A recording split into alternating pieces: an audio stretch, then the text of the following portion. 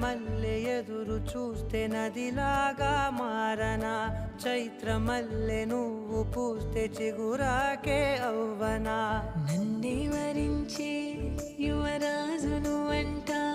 నీ యువరా